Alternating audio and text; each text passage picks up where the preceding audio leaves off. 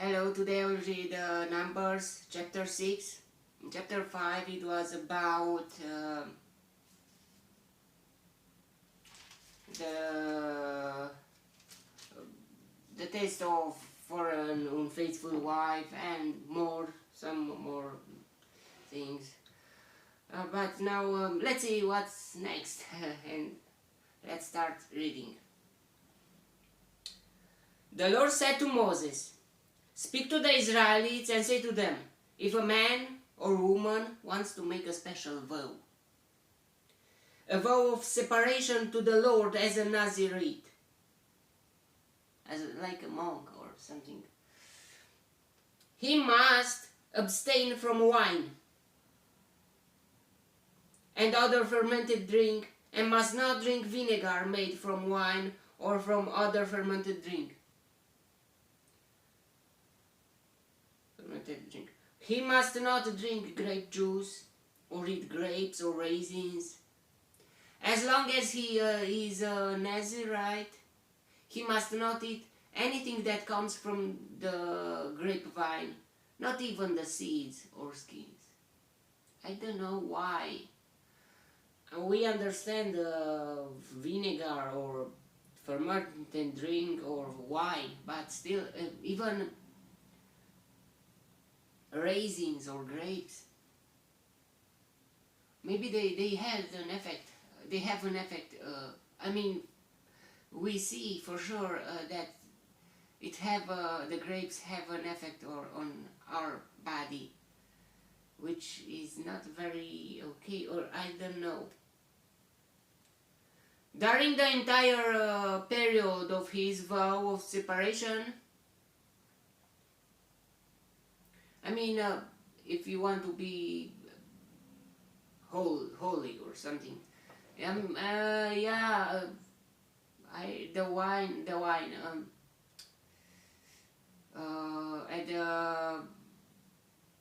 I don't know in English. The blood of Jesus Christ is symbolized as a cup of juice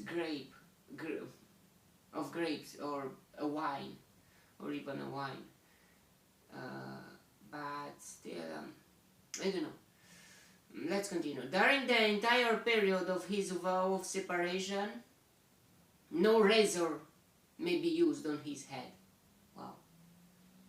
He must be holy until the period of his separation to the Lord is over. I mean, yeah, but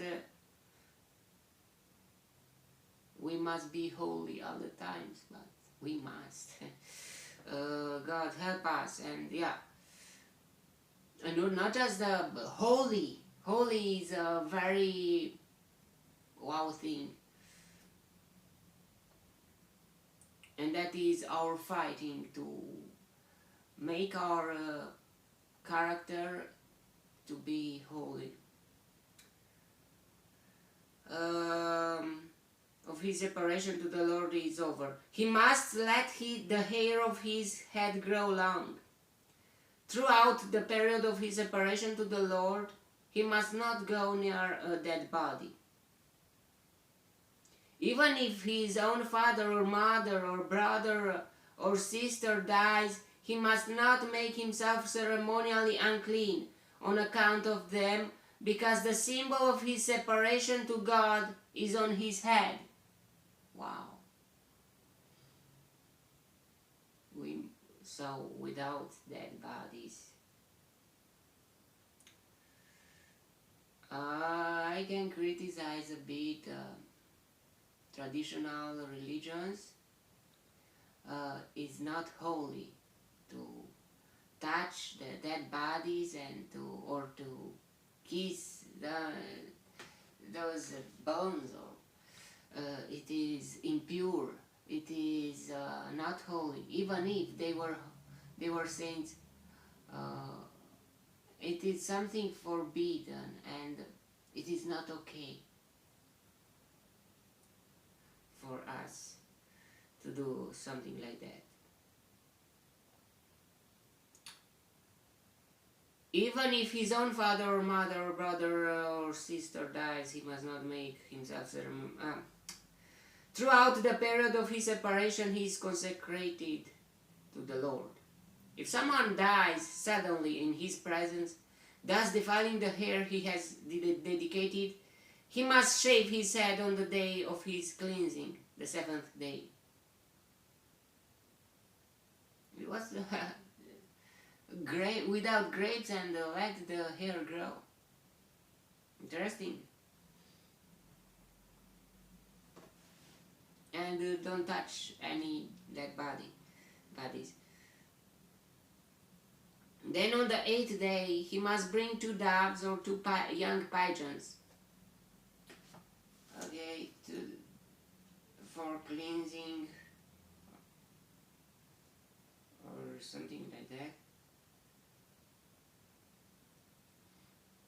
2 doves or 2 young pigeons.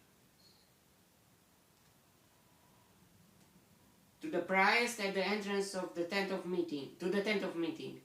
The priest is to offer one as a sin offering. One sin offering. And the other as a burnt offering.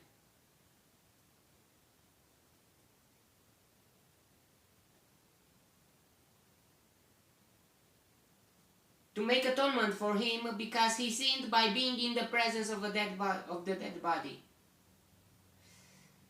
That same day, he is to consecrate his head.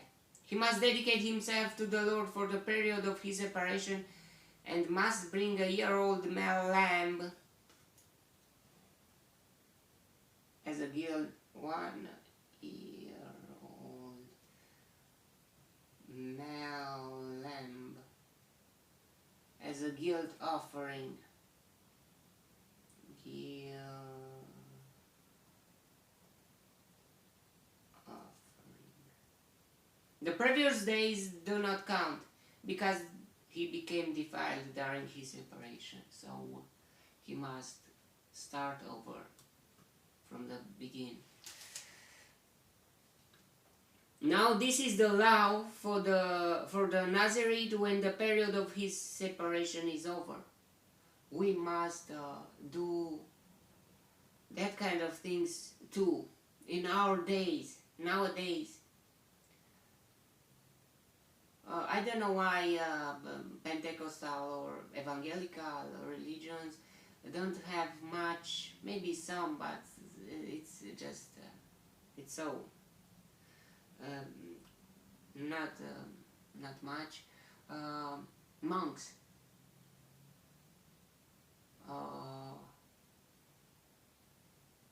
We need this kind of practice too, to separate ourselves and to be holy during some a period of time. Yeah, maybe not all over our lives, but during a period of time, we can do that. We must do that. We must consecrate ourselves to the God, and we must pray for for being close to His presence. Yeah, we are humans, so we must take care of other things too, like family or like having a job or something like that, but we must do this too.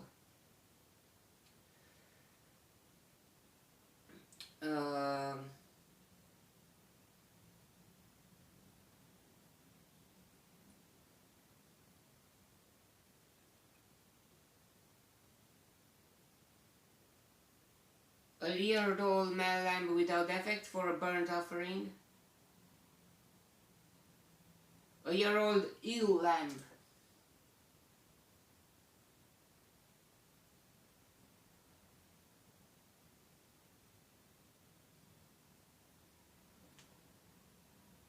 Without defect for a sin offering. So burnt offering, sin offering. A ram without defect for a fellowship offering.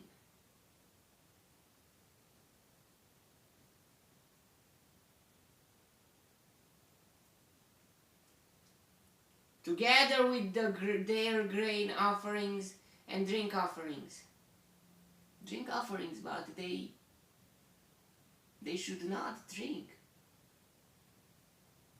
wine. And as a drink offering, it's wine.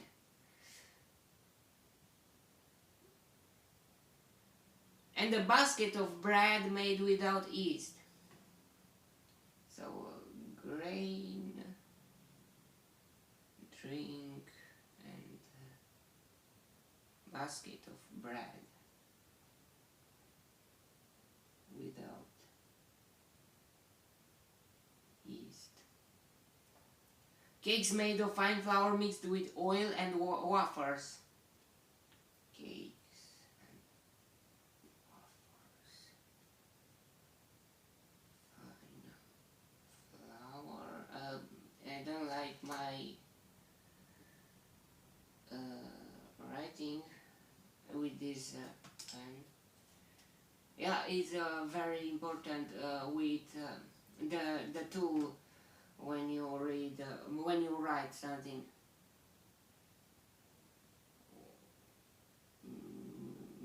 Mixed with oil. Okay. The price is to present them before the Lord and make the sin offering and the burnt offering. He is to present a basket of unleavened bread, and is to sacrifice the ram as a fellowship offering to the Lord, together with its grain offering and drink offering. Then, at the entrance to the tent of meeting, the Nazirite must shave off the hair that he dedicated. Wow. He's to take the hair and pat it in the fire that is under the sacrifice of the fellowship offering. Wow. So you could use it for something, but no. To be burned.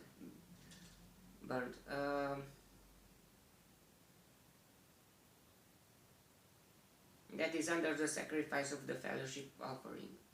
After the Nazirite has shaved off the hair of his dedication, the priest is to place in his hands a boiled shoulder of the ram and the cake and the wafer from the basket, both made without yeast. The priest shall then wave them before the Lord as a wave offering. Very interesting, wave offering.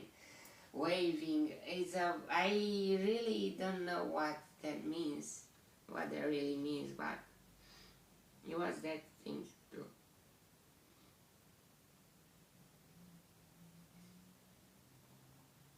They are holy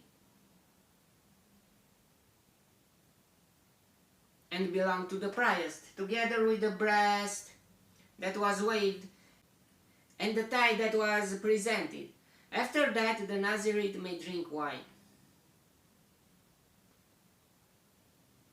May drink, but it's not okay to drink wine. I mean, we will see in Proverbs and it's not okay to be a drunk man.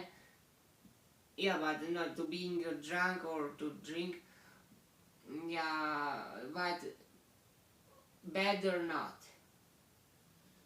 This is the law of the Nazirite who vows his offering to the Lord in accordance with his separation, in addition to whatever else he can afford. He must fulfill the vow he has made according to the law of the Nazirite. Okay, now it's something different a bit. The Lord said to Moses, "Tell Aaron and his sons, this is how you are to bless the Israelites. The Israelites. Say to them, the Lord bless you and keep you. The Lord make his face shine upon you."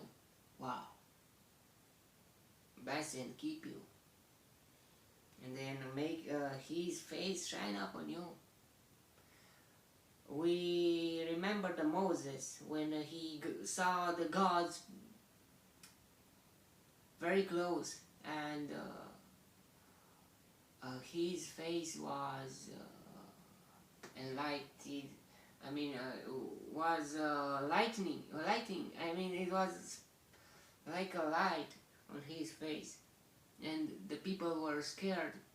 And after that, Moses put something on his face to not scare the people.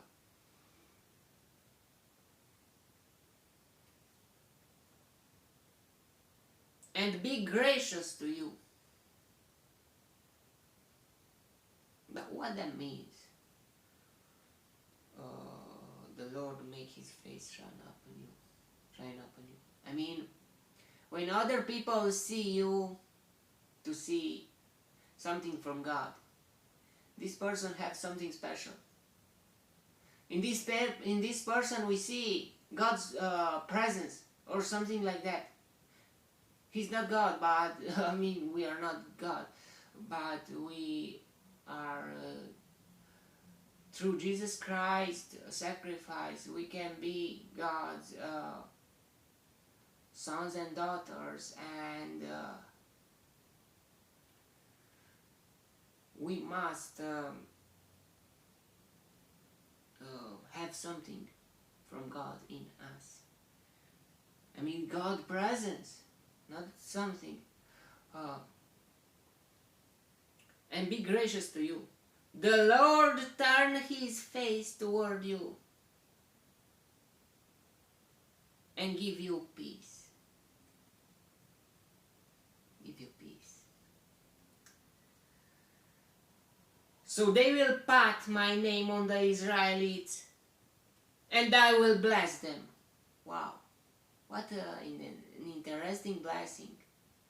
It's not a blessing like everything you do to be success, to be a success, to make everything, to live a long life, and to more, no. It's about God and you. It's about the relationship between you and God. The Lord bless you and keep you.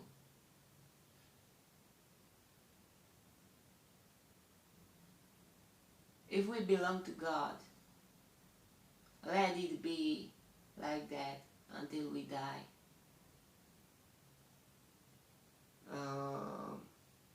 The Lord make his face shine upon you, to be holy and to have a connection, a deep connection with God, like Moses had. And be gracious to you. The Lord turn his face toward you and give you peace. I mean, the God to look at you with his face. I mean, God cannot support the sin, so you must be holy if you want that God to look at you with his face toward you, to turn his face toward you. You must be pleased by God, that he to be gracious to you, that God to make the Lord to make his face shine upon you, that the Lord to bless you, and that the Lord to keep you. And the last part, and give you peace. Nice, very, very nice blessing. Deep words. meaning, that have a deep meaning, and that are most important things, that shows the relationship between us and God. So they will put my name on the Israelites, and I will bless them. That was the chapter. And I will bless them.